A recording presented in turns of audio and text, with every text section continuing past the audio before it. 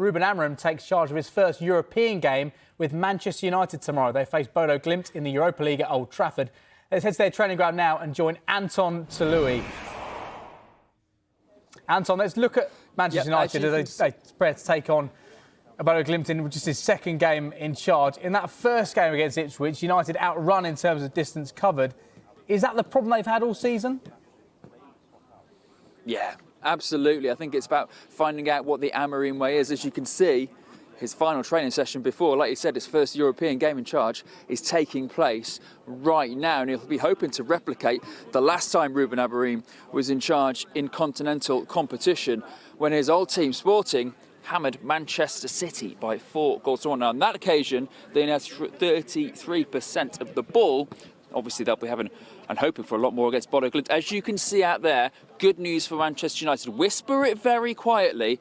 They're starting to get all their players back, and that includes Harry Maguire. He is out there training. It'll be interesting to see whether he's ready to return from injury against Bodo Glimt tomorrow night. Also out there is Lisandro Martinez as well. So obviously we know there have been injury problems for those two. Victor Lindelof, obviously Lenny Yoro hasn't played since his signing in the summer as well. Centre-back's been of course a concern, especially considering there's been so much talk obviously around Ruben Amorim's 3-4-3 formation, which obviously puts sort of a greater emphasis on physically needing more centre-backs. Well, two of them, Martinez and Maguire, are out there training after being out for some time. So that's very good news. But also out there, you've got the likes of Tyrone Malacia, who rejoined the bench, obviously. Luke Shaw, who came back off the bench at the weekend as well. One of the biggest problems under Erik ten Hag over the last few months, maybe the last sort of season really, was not having enough fit defenders and able to have a solid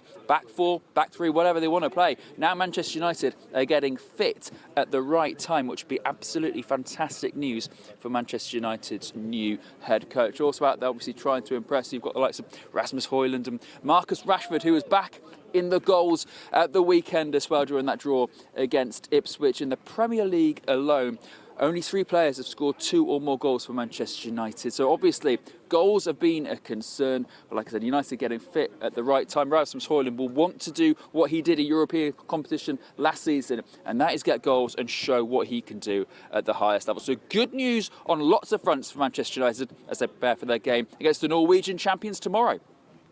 Anton, thank you very much.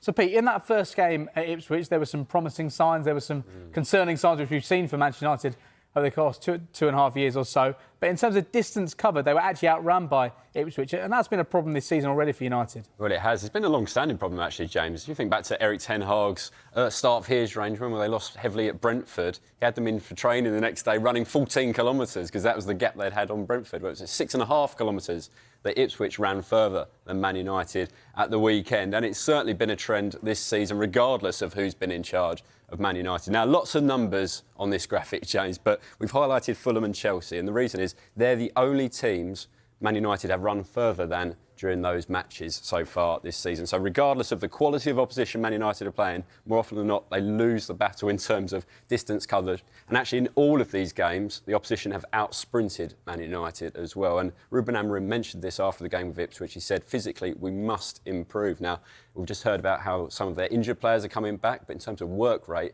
that is clearly going to be a priority for Amorim. And what did we learn from that opening game in charge for Ruben Amorim? What did we see that he'd only got 2 days on the training pitch with the side before that, but what glimpses do we get into what this United team could look like over the course of the next few months and potentially years? Well, of course, we saw that new formation, didn't we, the back three, which we'd heard so much about, so that was implemented. We saw some good analysis on Monday Night Football about Casemiro and Eriksen being asked to push up high from central midfield. We also saw Man United really trying to pass out from the back. 449 passes they made in their own half.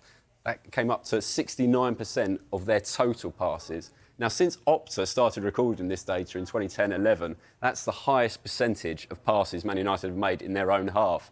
Now, you think of that goal that Rashford scored with Ahmad bursting forward down the right wing and crossing for him. Fantastic direct play early on in the game. But really, the story of the match for United was struggling to move through the lines against Ipswich. And clearly, that's something that Amorim's going to have to work with them on the training ground as well.